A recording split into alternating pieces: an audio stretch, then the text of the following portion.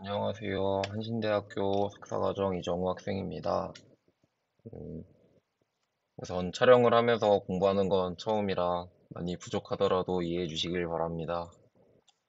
저는 위키북스 출판사의 파이썬 텍스트 마이닝 완벽 가이드라는 책을 함께 보시면서 공부를 시작해 보려 하는데요. 텍스트 마이닝의 기초에 대해 책을 보면서 천천히 설명드리려고 합니다. 우선 1장 텍스트 마이닝 기초부터 시작하겠습니다. 텍스트 마이닝은 무엇을 의미하는가? 이 질문에 대해 집단 지성의 힘을 빌려 대답하기 위해 위키피디아를 검색하면 텍스트에서 고품질 정보를 추출하는 과정이라고 하는 것을 볼 수 있습니다. 그렇다면 고품질 정보란 무엇일까요? 위키피디아는 고품질 정보가 정확히 무엇이라고 말하진 않지만 패턴이나 트렌드를 통해서 얻어진다라고 얘기합니다. 정리해보면 텍스트 마이닝이란 텍스트로부터 패턴이나 트렌드를 분석해서 추출한 고품질의 정보라고 할 수 있습니다. 고품질 정보의 정의 외에도 어떻게 패턴이나 트렌드를 분석하는지가 명확하지 않은데 이에 대해 이해하려면 먼저 데이터 마이닝을 이해할 필요가 있습니다.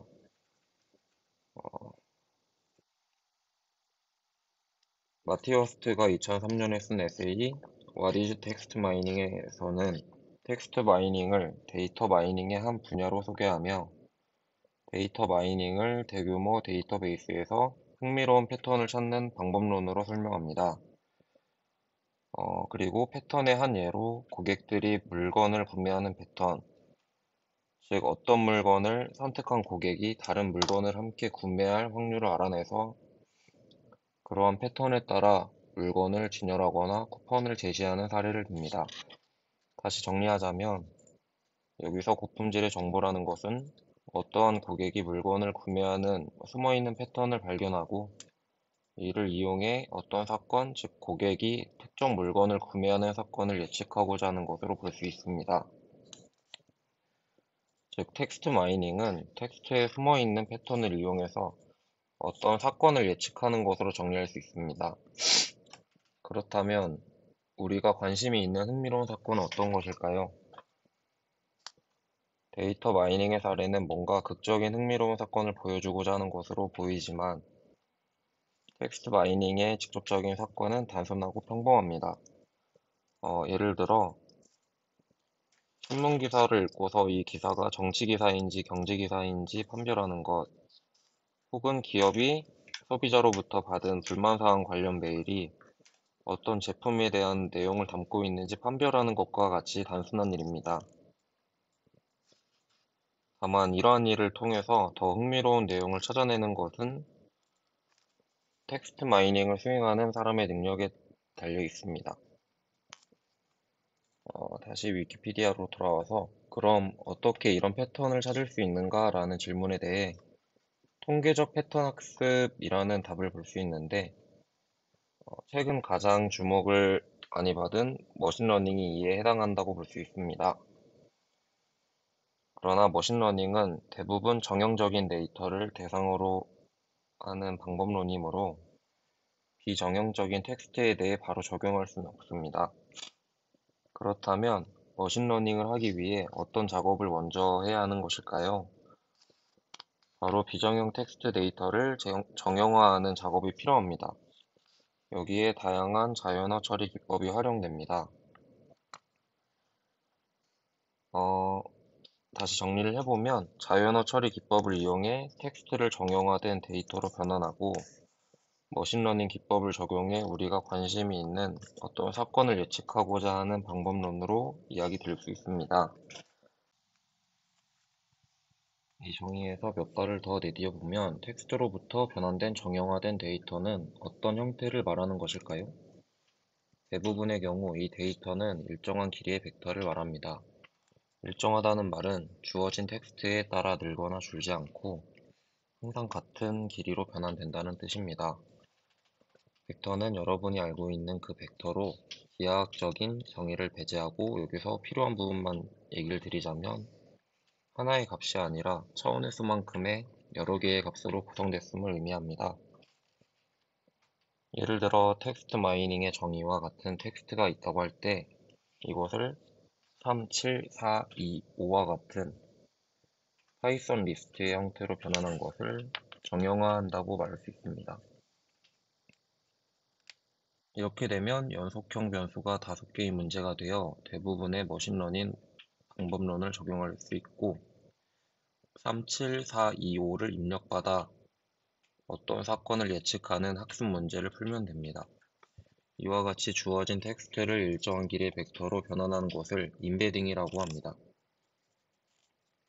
최근에 텍스트 마이닝에서는 임베딩이란 용어를 많이 쓰므로 반드시 그 의미를 명확하게 이해할 필요가 있습니다. 텍스트로부터 변환된 벡터는 다양한 크기와 모양을 갖게 되는데 크기가 수만에 이르는 경우도 있고 100 이하로 표현되는 경우도 있습니다. 크기가 큰 경우에는 벡터를 구성하는 많은 값들이 0이고 극히 일부만 0이 아닌 값들을 갖게 되는데 이것을 희소하다고 말합니다. 반면에 크기가 작은 경우에는 벡터가 대부분 0이 아닌 값들로 이루어지고 이것을 밀집되어 있다고 말합니다.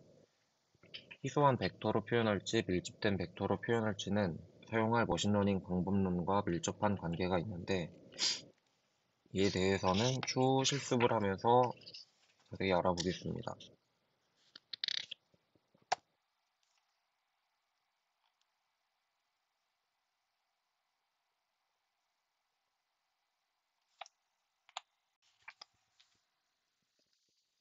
텍스트 마이닝에서 주어진 텍스트를 정형화된 데이터로 변환하려면 텍스트를 이해하는 것이 중요합니다. 사람은 문장을 쓰여진 순서대로 읽으면서 문맥을 파악하려고 내용을 이해합니다. 최근 딥러닝 기반의 자연어 처리 기법은 이러한 사람의 이해 방식을 최대한 반영하지만 딥러닝 이전에는 컴퓨터가 문장에 있는 단어들을 순서대로 읽어가면서 내용을 이해할 수 있는 방법이 없었습니다. 그래서 생각한 최선의 방법은 문장에 있는 단어들의 개수를 세고 주로 사용된 단어들을 이용해 그 문장의 내용을 파악하는 것이었습니다. 대표적으로 워드 클라우드 표현 방법이 있는데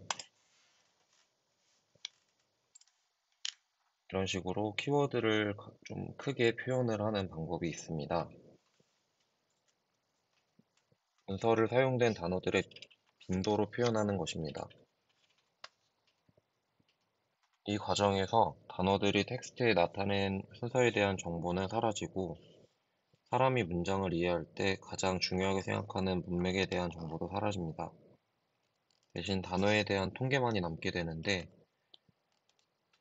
그러나 텍스트 마이닝의 원래 목적, 텍스트의 내용을 기반으로 어떤 사건을 예측하는 것은 이 정도의 정보만으로 꽤나 훌륭한 결과를 보일 수 있습니다.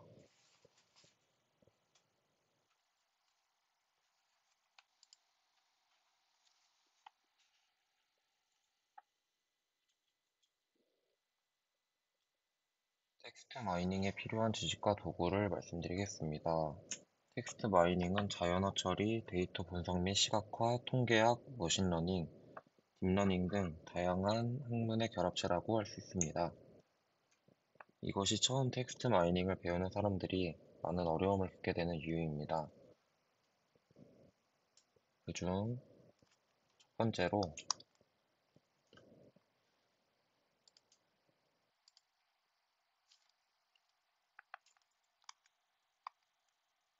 자연어 처리 기법이 있습니다.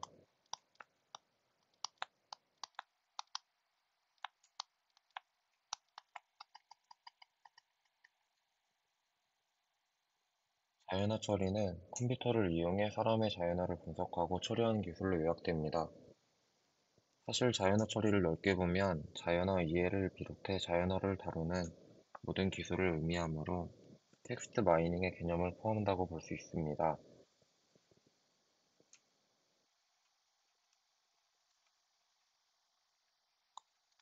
그리고 두 번째로 통계학과 선형대수가 있습니다.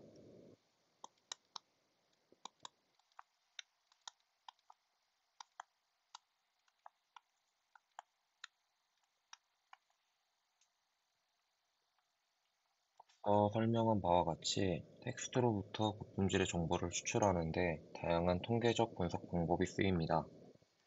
회귀 분석과 SVM과 같은 머신러닝 방법론을 이해하기 위해 통계학에 대한 지식은 필수라고 할 수 있습니다. 또한 대용량의 데이터를 다루려면 행렬도 이해해야 합니다. 텍스트를 일정 길이의 벡터로 변환하고 다루어야 하는데 이와 같은 분야는 모두 선형대수의 영역에 속한다고 할 수 있습니다. 또 세 번째로 시각화 기법이 있습니다.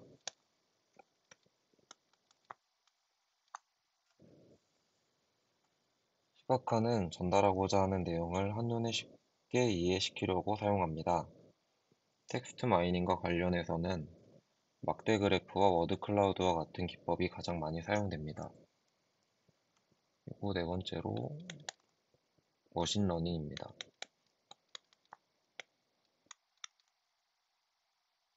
머신러닝은 인공지능의 한 분야로 사람의 직접적인 지시 없이 컴퓨터가 학습을 통해 문제를 해결하게 하는 알고리즘이나 통계적 모형에 관한 연구를 말합니다. 문제 해결 방법을 코딩으로 구현하는 것이 아니라 공통적인 알고리즘을 데이터에 적용해 학습하므로 주어진 데이터에 적합한 문제 해결 방안을 생성하는 방식입니다. 그리고 다섯 번째로 딥러닝이 있습니다.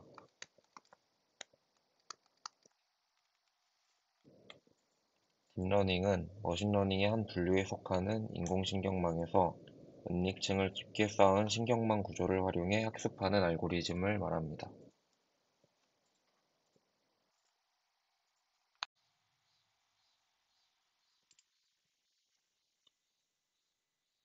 텍스트 마이닝의 주요 적용 분야에 대해 말씀드리겠습니다.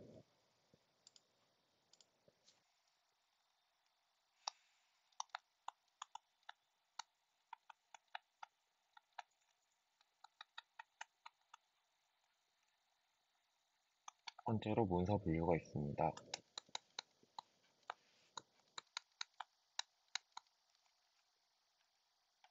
문서 분류는 주어진 문서에 대해 미리 정의된 클래스로 분류하는 작업을 말합니다. 예를 들어 우리가 기사를 읽으면 정치, 경제, 연예, 스포츠 등 대략 어느 분야에 속하는지 알 수 있는데 텍스트 마이닝은 이러한 작업을 대신할 수 있습니다. 메일의 내용을 분석해 스팸 메일의 여부를 결정하는 것도 대표적인 문서 분류의 예로 문서의 내용이 호의적인지 비호의적인지를 알아내는 것도 넓게 보면 문서 분류에 속한다고 할 수 있습니다. 그리고 두 번째로 문서 생성이 있습니다.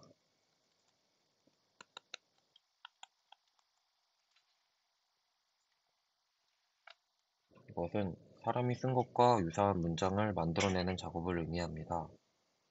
다른 텍스트 마이닝 작업들이 주어진 입력에 대해 판단을 하거나 변환을 하는 것에 비해 입력 데이터가 없다는 점에서 차이가 있다고 할 수 있습니다.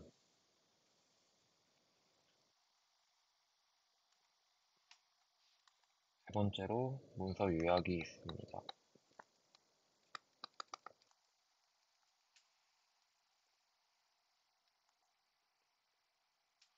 이것은 주어진 문서에서 중요하고 흥미있는 내용을 추출해 요약문을 생성하는 작업을 의미합니다.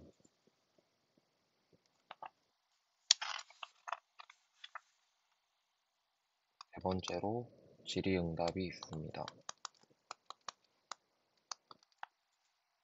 질의응답은 주어진 문장을 읽고 주어진 문제에 대해 올바른 답을 생성하는 작업으로 공학적으로는 문서 요약과 유사하다고 할 수 있습니다. 다섯 번째, 기계 번역.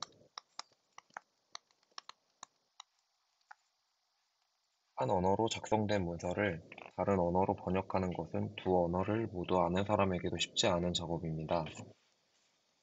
기계 번역은 자연어 처리를 발전하게 한 출발점인 동시에 그와 같은 관점에서 볼 때 가장 중요한 분야이기도 합니다.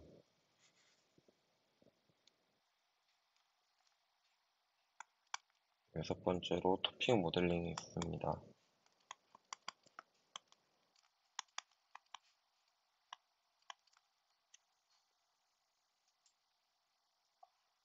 토픽 모델링은 여러 문서에서 공통으로 등장하는 토픽을 추출하는 방법으로 다수의 문서에 잠재된 내용을 파악하는 데 활용합니다.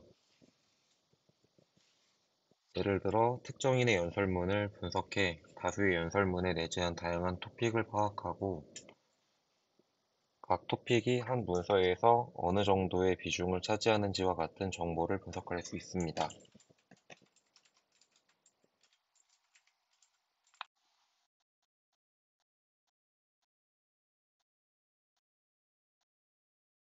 전처리의 개념으로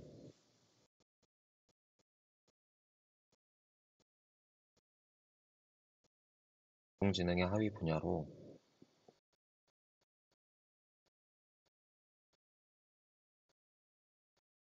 말한다.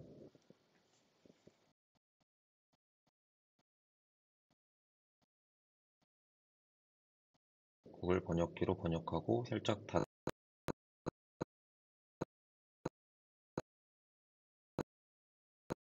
번역은 눈부시게 발전했고 더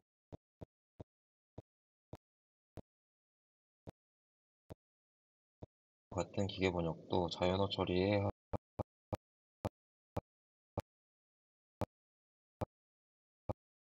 처리는 자연어로 쓰여진 글을 전처리로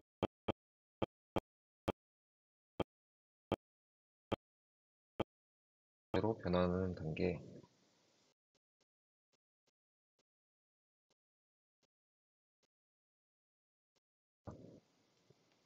텍스트의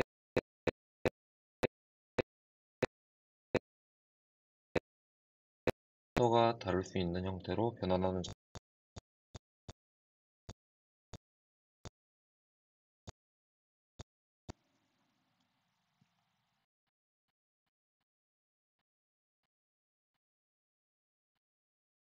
혹은 텍스트는 프로그램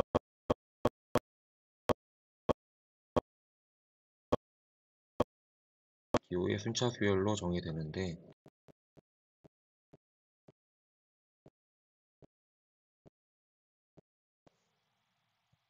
우리가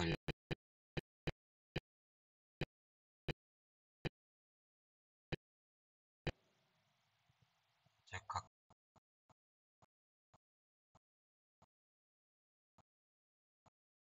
컴퓨터에게 어떤 문장을 이해시키고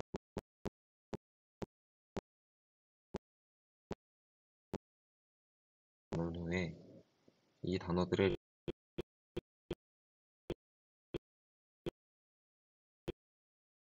는 제거합니다.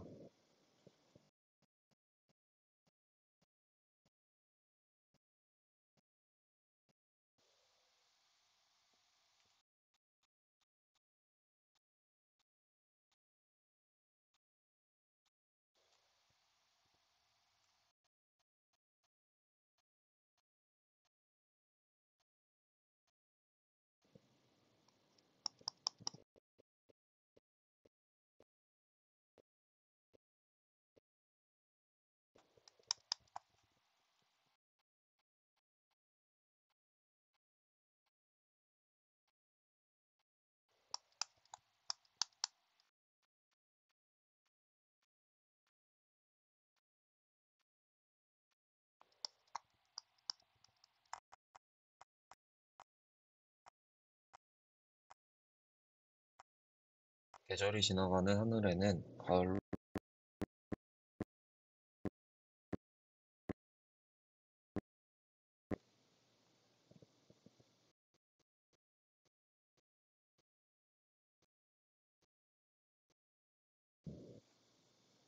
가을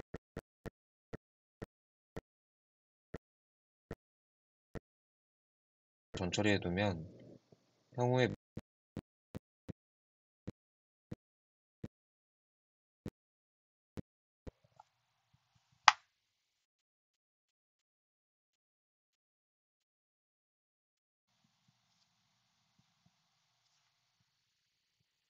전처리의 단계로는 경제와 토크나 정규와 품사 태깅이 있습니다.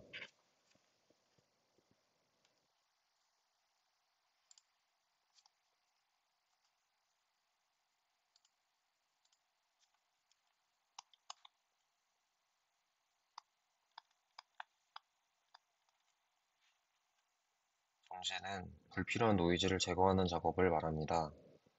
보통 노이즈의 제거는 토크나 이전에 이루어지거나 토크나 이후에도 필요한 경우 정제 작업은 지속적으로 이루어집니다. 두 번째로 토큰화.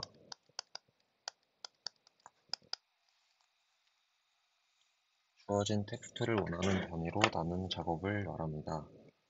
원하는 단위가 문장인 경우에는 문장 토큰화라고 하고 단어인 경우에는 단어 토큰화라고 합니다. 일반적으로 그냥 토큰화라고 하면 단어 토큰화를 의미합니다.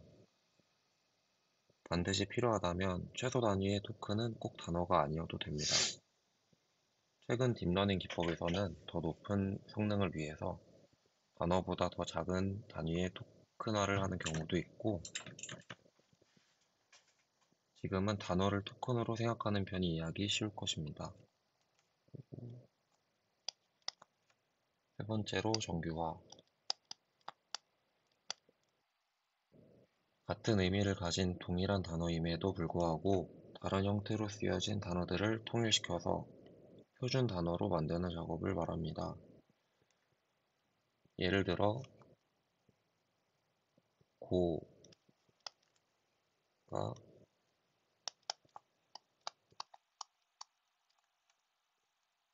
C나 C처럼 3인칭 단수화 쓰일 때는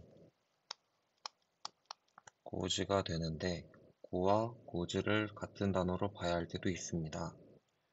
이와 같이 고의 다양한 변형을 원형의 형태로 통일하는 작업을 정규화라고 합니다. 그리고 네 번째로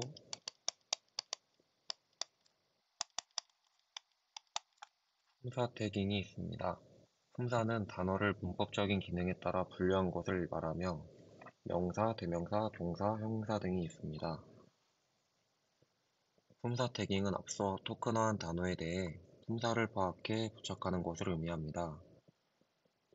같은 단어도 문맥에 따라 의미와 품사가 바뀔 수 있으므로 정확한 품사를 알려면 문맥을 파악해야 합니다.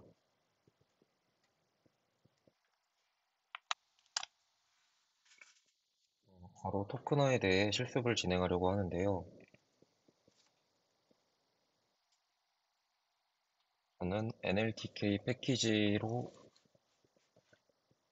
실습을 진행하려고 합니다.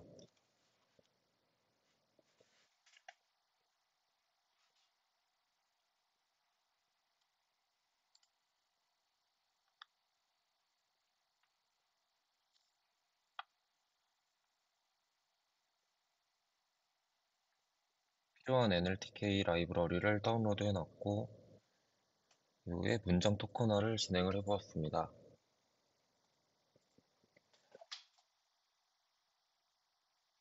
토큰화는 앞서 설명한 바와 같이 주어진 텍스트를 원하는 단위로 나누는 작업을 말합니다. 먼저 나누려는 단위가 문장인 경우에 사용하는 문장 토큰화는 여러 문장으로 이루어진 텍스트를 각 문장으로 나누는 것으로 NLTK의 센트 토크나이즈를 사용합니다.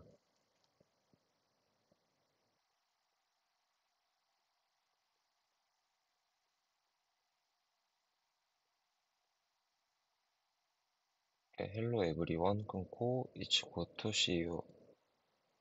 Let's start our text mining class. 이렇게 나뉘는 것을 볼 수 있습니다.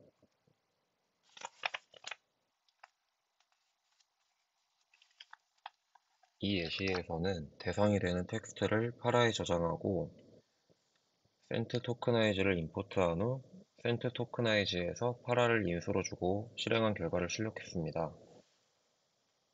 출력된 결과를 보면 각 문장을 문자열로 갖는 리스트임을 알 수 있습니다. 내부적으로 센트 토크나이즈는 영어 학습 데이터에 대해 사전 학습된 모델을 사용해 토큰화합니다.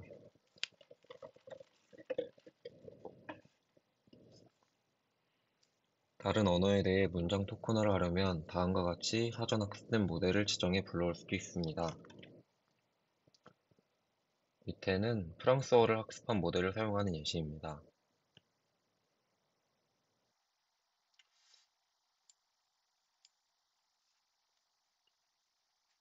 제가 프랑스어는 못 읽기 때문에 출력된 출력물을 넣어주시면 될 것 같습니다.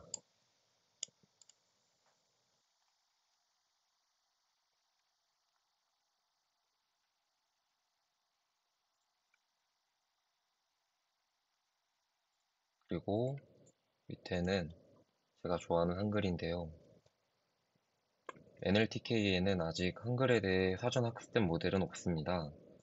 하지만 문장 토큰화는 각 문장의 끝에 있는 마침표 등을 기준으로 분류하도록 학습이 되어 있습니다. 그렇기 때문에 영어로 학습된 모델도 한국어에 대해 어느 정도 잘 작동하는 것으로 예측할 수 있고, 한글에 대한 작동 여부를 알아보기 위해 예제를 실행해 보았을 때 잘 작동하는 것을 확인할 수 있습니다.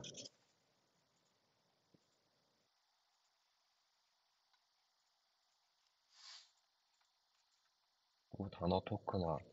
일반적으로 토큰화라고 하면 단어 토큰화를 의미하고, 단어 토큰화는 대상이 되는 텍스트를 단어 단위로 분류하는 작업을 말합니다.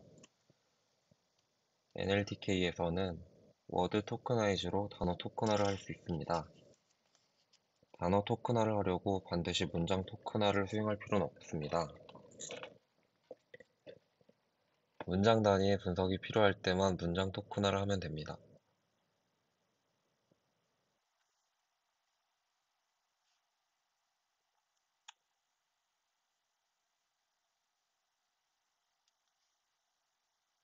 대실험 결과와 같이 마침표나 느낌표가 별도의 단어로 분리되어 있고, it는 it과 s로 분리됨을 볼 수 있습니다. NLTK의 워드 펑트 토크나이저를 사용할 때 결과가 바뀌는지를 보기 위해 아래 코드를 실행을 해보면, 워드 토크나이저와는 달리 it를 it, 다음표 s의 새 토큰으로 분류하는 것을 볼 수 있습니다. 이는 두 토크나이저가 서로 다른 알고리즘에 기반하기 때문입니다.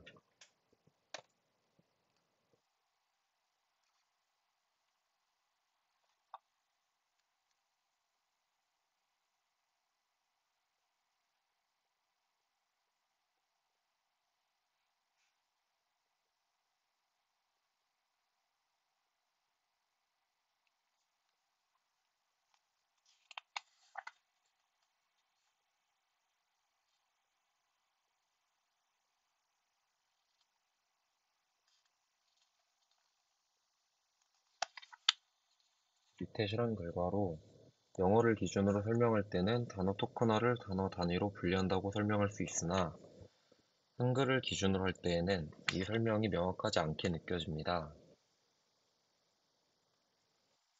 한글에서는 단어를 어떻게 정의할까요? 한글을 대상으로 하는 토큰화는 엄밀하게 말하자면 의미를 가지는 최소 단위, 즉 형태소로 텍스트를 분류하는 것을 의미합니다. 그런 관점에서 볼 때 위 결과는 어딘가 좀 어색하죠. 안녕하세요의 경우 안녕과 하세요를 분류하는 것이 더 맞을 것 같지만, 한국어에서는 의미를 이루는 최소 단위가 공백 없이 붙어 있는 경우가 많아서 공백을 이용한 분리만으로는 부족하게 느껴집니다. 따라서 한국어 텍스트를 정확하게 토큰화하려면 영어와는 다른 방법이 필요합니다. 공백과 같이 단어를 구분해주는 것들을 단어 경계라고 합니다. 공백만으로 토큰화가 잘 되지 않는다면 새로운 방법으로 단어를 분리해야 하고, 이와 같은 작업을 단어 분할이라고 합니다. 한국어에 대해서는 다양한 단어 분할 방법을 적용할 필요가 있습니다.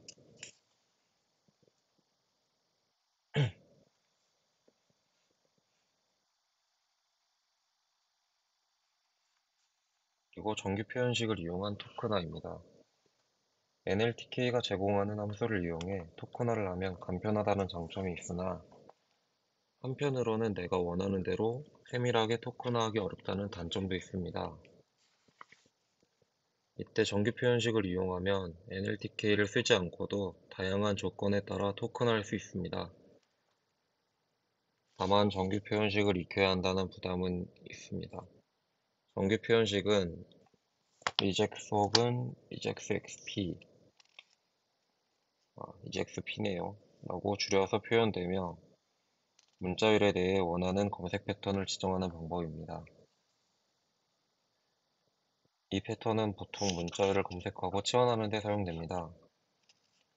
EJAX-R 홈페이지에 가면 다양한 정규 표현식에 대해 배우고 테스트할 수 있습니다.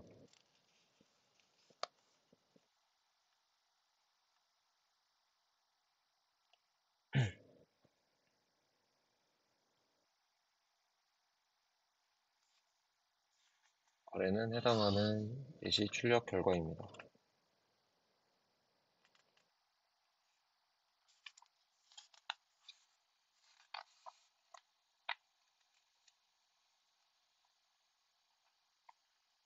다음으로 노이즈와 불용어 제거입니다. 정규 표현식을 이용한 토큰화 과정을 보면 그 과정에서 특수 문자와 같은 불필요한 문자들 혹은 노이즈가 삭제된 것을 볼 수 있습니다. 토큰화 과정과 별도로 정규 표현식을 이용한 치환을 통해 원하는 패턴의 노이즈를 제거할 수도 있습니다. 불용어는 의미 없는 특수 문자 등과는 별도로 실제 사용되는 단어이지만 분석에는 별 필요가 없는 단어들을 뜻합니다. 예를 들어 영어의 경우에는 길이가 짧은 단어들을 삭제하므로 많은 불용어들을 삭제하는 것이 가능합니다. 보통 불용어는 빈도가 너무 적거나 혹은 반대로 빈도가 너무 많아서 별 필요가 없는 단어들입니다. 그 외에 분석의 목표 관점에서 볼 때 필요 없는 단어들도 존재합니다. 길이가 짧은 단어들은 위에서 살펴본 바와 같이 정규 표현식을 써서 쉽게 제거할 수 있었습니다. 영어에서는 위에와 같이 보통 길이가 3 미만인 단어들을 삭제하는 것이 일반적입니다. 그 외에 특정 단어를 지정해 불용어 사전을 만들고 사전을 참조해 불용어를 삭제할 수 있습니다.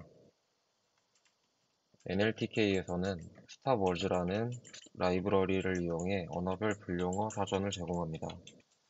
아래 예에서는 NLTK의 영어 불용어 사전에 대해 등재된 값을 사용해 불용어를 제거하는 것을 보여줍니다.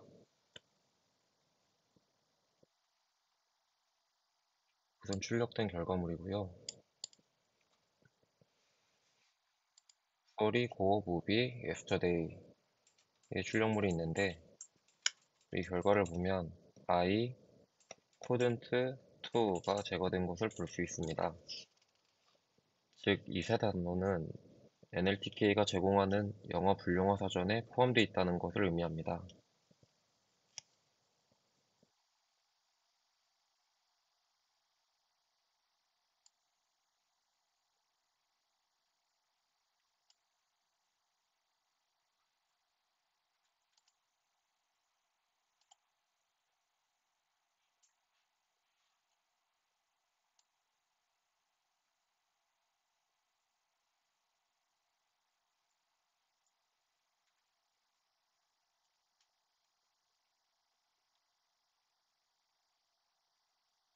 이 정도의 불용어 사전이 있다고 하네요.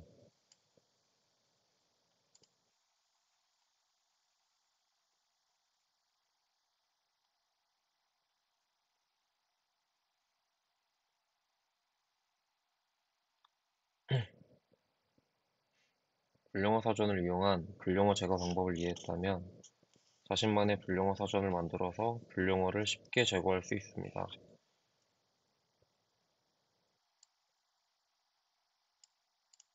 밑과 같이 불용어 사전을 정의해서 리스트로 쉽게 구현한 것을 볼 수 있습니다.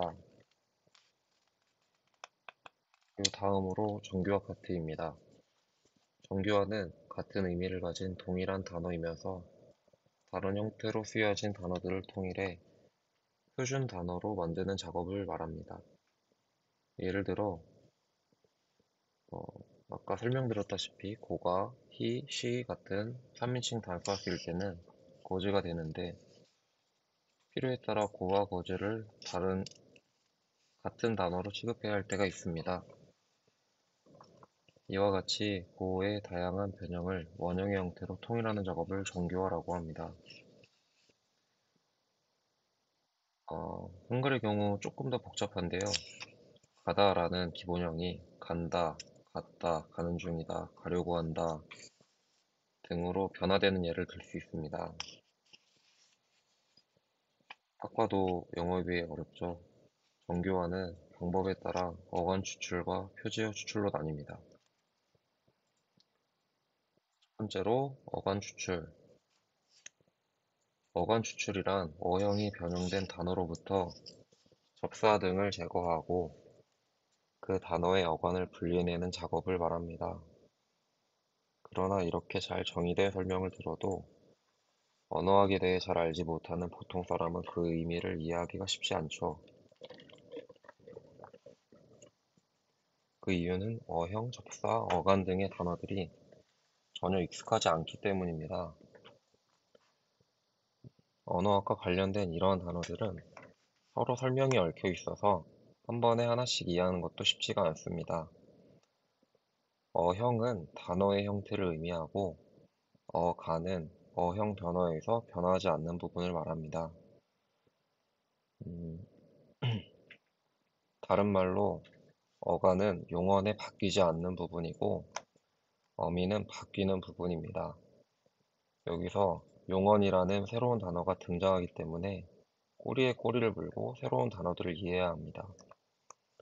용언은 문장 안에서 서술하는 구실을 하는 동사와 형용사를 말합니다.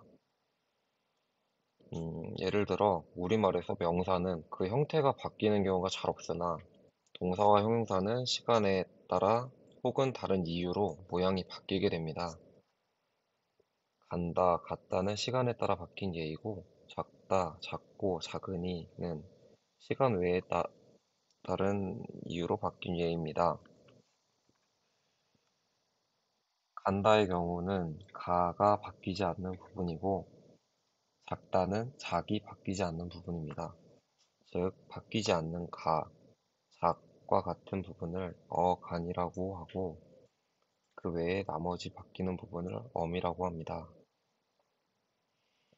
이제 어간 추출이라는 말을 좀 이해하기가 수월하겠죠? 동사와 형용사가 서술의 시제나 묘사 의도에 따라 다양하게 변화할 때 변화하지 않는 부분을 어간이라고 하고 어간 추출은 그러한 어간을 분리하는 작업입니다. 어형 변화는 어떤 단어가 동일한 어간을 가지고 동일한 품사를 유지하면서 그 어미를 여러 가지로 변화시켜 그에 따라 문법적 기능도 변화하는 현상을 말합니다. 이제 어느 정도 짐작이 되겠죠? 어형 변화는 시간의 경과와 함께 단어의 형태가 변하는 통시적 어형 변화와 의무소적 배합 관계나 활용을 비롯한 문법적 현상에 따른 공시적 어형 변화가 있습니다. 통시적 어형 변화는 앞서 설명한 간다, 같다를 말하고 공시적 어형 변화는 작다, 작고, 작으니를 말하는 것도 이제 어느 정도 짐작이 됩니다. 우선 영어와 우리말은 원리와 구조가 다르므로 어간 추출도 달라질 수밖에 없습니다. 영어의 경우 명사가 복수형으로 기술된 것을 단수형으로 바꾸는 작업도 어간 추출에 포함됩니다. 영어에 대한 어간 추출 알고리즘으로는 포터 스테머, 랭카스터 스테머 등이 잘 알려져 있습니다. 간략히 설명을 드리자면 포터 스테머는 마틴 포터가 작성한 스테밍 알고리즘으로 1980년 7월 저널에 실렸다고 합니다. 포터 스테머는 매우 널리 사용됐고 영어 분야에서는 사실상의 표준이입니다. 포터 박사는 스테밍 및 정보 검색에서의 공로를 인정받아 2000년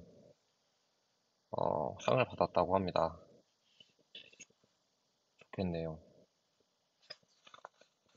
아래 코드는 NLTK의 포터 스테머를 사용해 어간 추출을 하는 예시입니다. 이렇게 실행이 잘 된 결과를 볼 수 있습니다.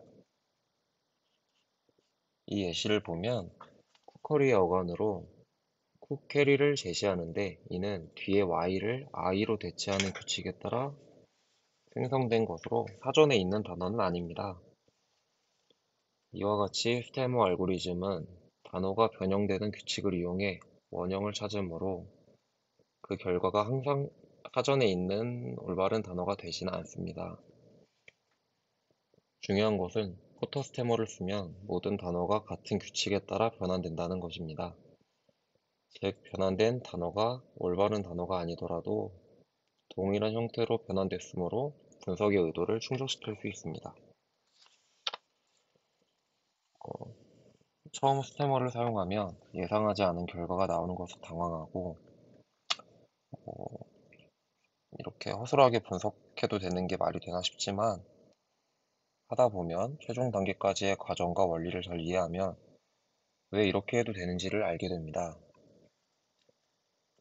이 다음은 토큰화와 결합해 어간 추출을 하는 예시인데요.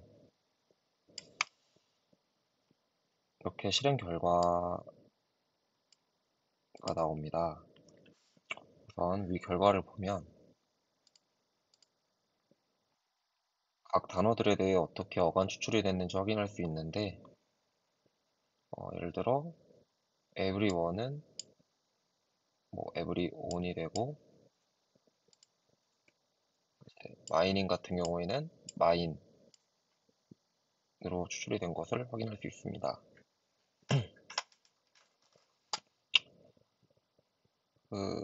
포터 스테머와 다른 랭카스터 스테머. 랭카스터 스테머는 포터 스테머와 다른 알고리즘을 사용하므로 결과도 조금씩 다릅니다.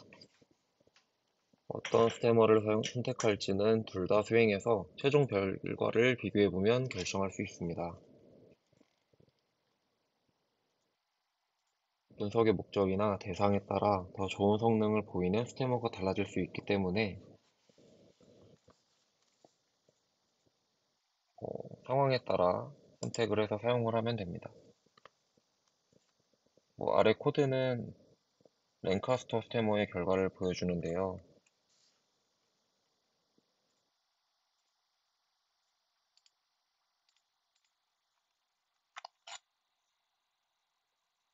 포터 스테머와 비교했을 때 쿠킹과 쿡북스, 즉 현재 분사와 복수형에 대한 처리는 동일하지만 쿠커리에 대한 결과는 다른 것을 확인할 수 있습니다. 이런 차이가 있다고 하네요.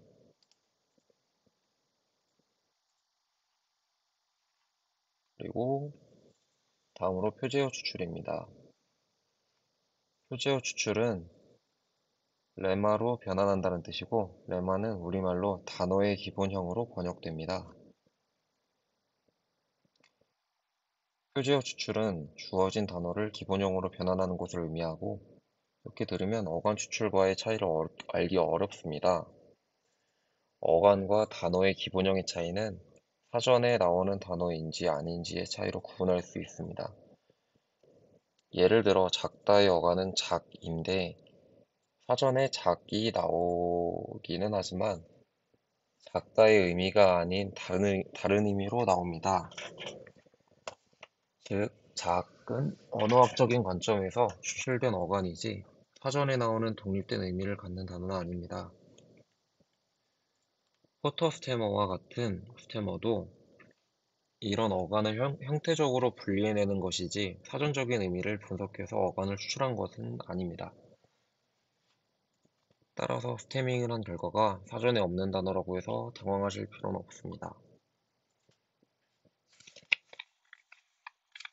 이와 같은 차이점에서 본다면 표제어 추출은 의미적 관점에서 단어의 기본형을 찾는 작업이라고 할 수 있습니다. 따라서 사전을 이용해 사전에 정의된 기본형으로 변환합니다. 영어에 대한 표제어 추출기로 유명한 어휘 데이터베이스인 워드넷을 이용한 워드넷 레마티저가 잘 알려져 있습니다. 다음 코드는 NLTK가 지원하는 워드넷 레마티저로 표제어를 추출하는 예시를 보여줍니다.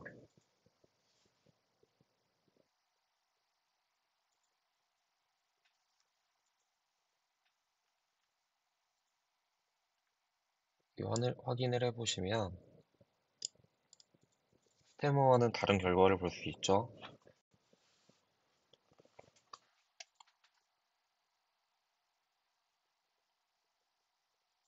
품사를 따로 지정하지 않으면 쿠킹에 대한 기본형으로 동일한 쿠킹을 반환합니다. 이는 사전에 요리라는 뜻으로 쿠킹이라는 명사가 존재하기 때문입니다. 그러나 품사를 나타내는 매개 변수 코스에 동사를 의미하는 유수 v를 넘겨주면 쿡을 반환합니다.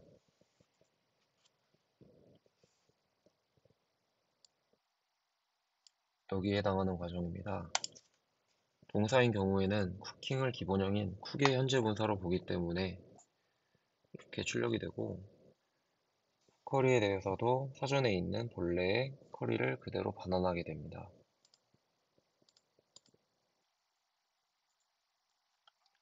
이상의 결과를 볼 때 표제어 추출은 사전에 있는 단어의 기본형을 반환하며 이를 위해 품사가 필요할 수도 있다는 사실을 알 수 있습니다. 다시 말해서 문장에 있는 단어의 정확한 기본형을 알기 위해서는 품사가 필요한 경우가 있습니다. 예를 들어 같은 쿠킹이라도 The menu is based on classic French cooking에 나오는 cooking은 기본형이 cooking이고 I was cooking when he came in의 cooking은 cook의 기본형이 됩니다. 따라서 정확한 기본형을 알기 위해서는 품사를 알아야 하는데 품사는 문장의 문맥을 파악해야만 알 수 있습니다. 품사를 파악하는 방법에 대해서는 다음 절에서 알아보기로 합니다.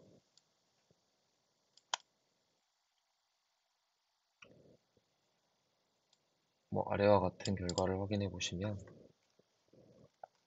알 수가 있습니다.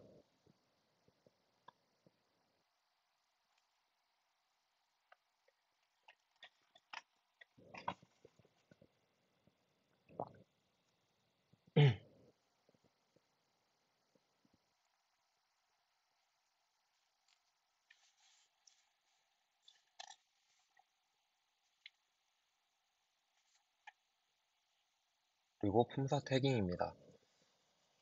앞서 확인한 토큰화와 정규화 과정을 거쳐서 나온 각 결과를 보통은 형태소라고 하는데요. 형태소는 의미를 가진 가장 작은 말의 단위를 의미합니다. 이제 이걸 더 나누게 되면 본래의 뜻을 잃어버리게 됩니다. 예를 들어 책가방이라는 단어가 있다면 이를 책과 가방으로 나눌 수 있고 이 두 단어의 뜻을 통해 책가방의 본래 의미를 알 수 있습니다. 그러나 가방을 가와 방으로 나눈다면 가와 방이 사전에 있고 나름의 의미가 있다고 하더라도 가방이 가진 본래의 의미는 사라지게 됩니다. 따라서 책과 가방까지는 형태소로 볼 수 있으나 가와 방은 형태소라고 할 수 없습니다. 이렇게 토큰화와 정규화 과정을 통해서 형태소까지 분리할 것인지는 전적으로 분석을 수행하는 사람의 판단에 달려 있습니다. 영어와 달리 한글은 동음 이의어가 많고 품사 자체도 복잡해서 매우 어려운 작업에 속하고 정확한 결과를 기대하기 어렵다고 합니다.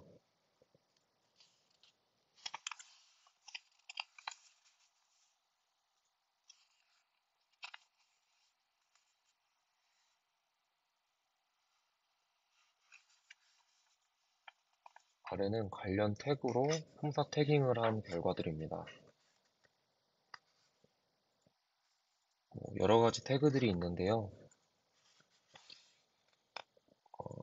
이 부분은 좀 검색을 해보시는 게 나을 것 같습니다. 그리고 이제 다음 한글 형태소 분석과 품사 태깅. 형태소 분석으로 자연어 처리에 대한 경험이 없는 사람이라면 형태소 분석이라는 용어를 듣는 것만으로 스트레스를 받을 확률이 높습니다. 저도 그랬고요. 용어 자체가 낯설어서입니다. 형태소는 우리말에서 뜻을 가진 가장 작은 말의 단위를 의미합니다.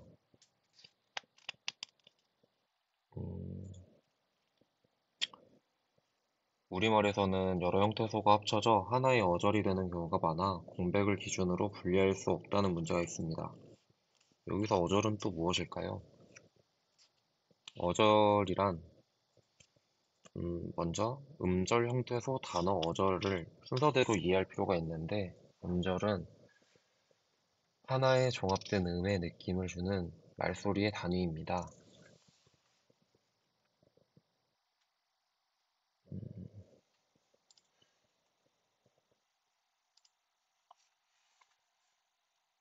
예시로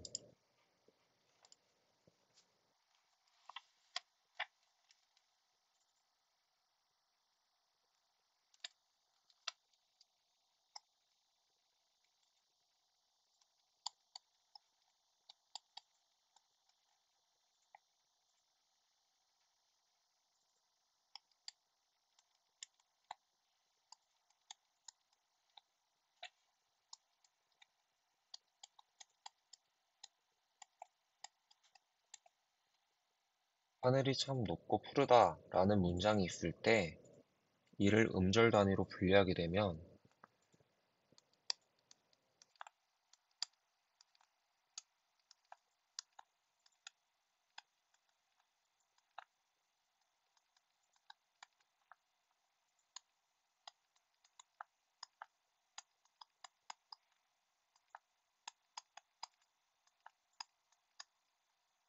하늘이 참 높고 푸르다로 9개의 음절이 됩니다.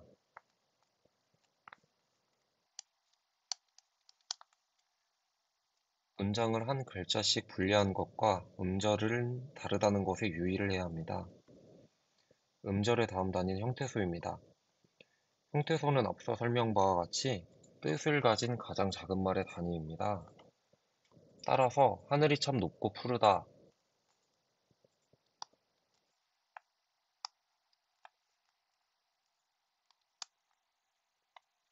해서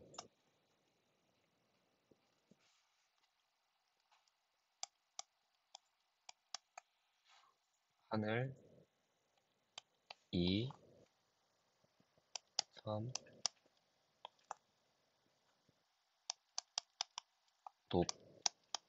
높고 푸르다로 분리됩니다. 이제 이 다음 단계인 단어는 홀로 사용할 수 있는 말로 위 문장을 단어 단위로 분리하면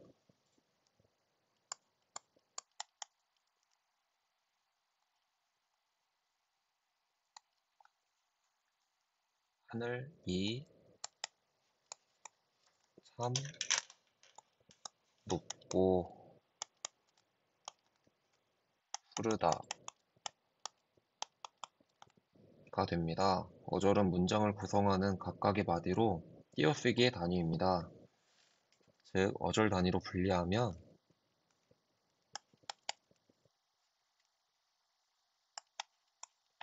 하늘이 참 높고 푸르다가 됩니다. 이런 식으로 토크너를 할 때 음절이나 단어 단위가 아닌 형태소 단위로 하는 이유는 무엇일까요? 결국 우리가 알고 싶은 것은 문장의 의미입니다. 따라서 토크나는 의미 단위로 이루어져야 하는 것이 맞기 때문입니다. 미리 이야기하자면 형태소 분석을 하고 난 뒤에 독립적인 의미가 없거나 약한 형태소는 이후 분석에서 큰 의미가 없을 수 있으므로 삭제하는 것이 일반적입니다. 제가 적은 예시에서 하늘은 의미가 있으므로 남겨두는 게 맞지만 이와 같이 조사나 고와 같은 어미는 문장 의미 파악에 별 도움이 안 될 가능성이 높으므로 보통 삭제하는 경우가 많습니다.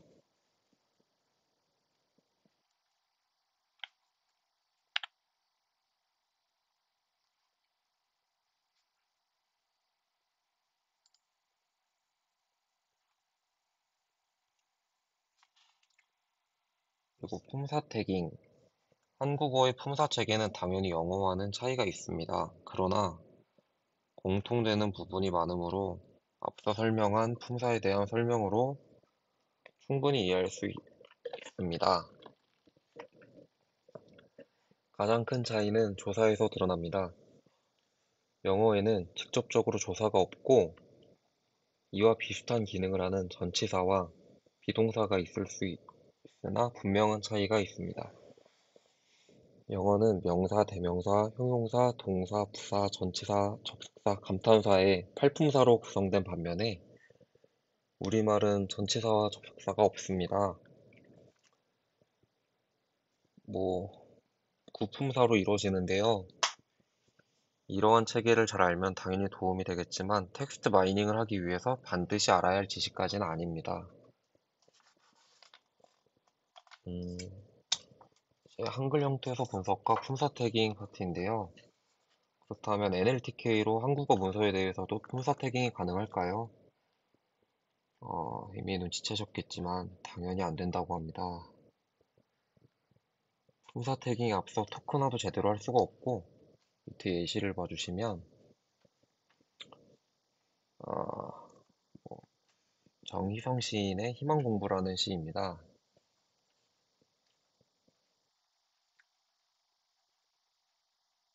절망의 반대가 희망은 아니다. 어두운 밤하늘에 별이 빛나듯 희망은 절망 속에 싹 트는 거지. 만약에 우리가 희망함이 적다면 그 누가 세상을 비추어 줄까? 멋진 시네요.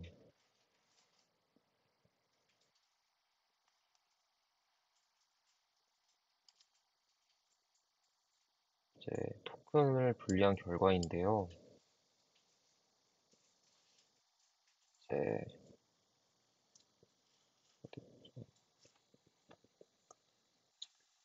결과를 살펴보면 NLTK의 워드 토커나이즈는 절망의를 하나의 토큰으로 분리했습니다.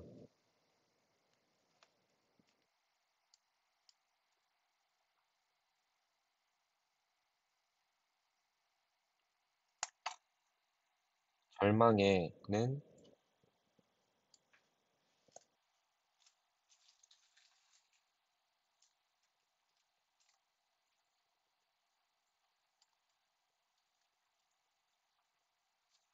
명사인 절망과 조사인 의로 분리돼야 합니다.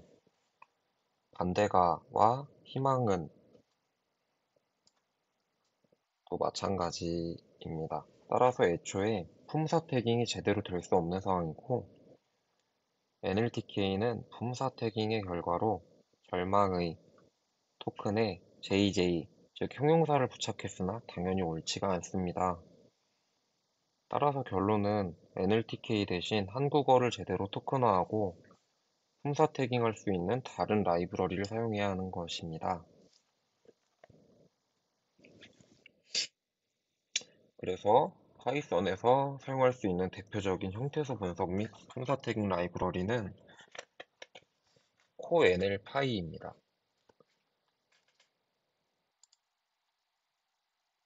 정말 좋은 라이브러리네요. CoNLPy는 5가지 종의 형태소 분석기를 제공합니다. 홈페이지 링크도 여기 있으니까 참고해 주시면 될 것 같습니다. 설치가 됐다고 가정을 하고 실행을 해보면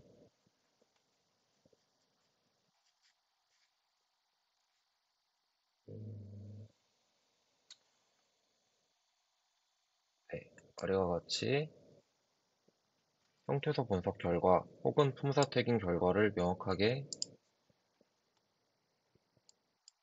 내보내주고 있네요.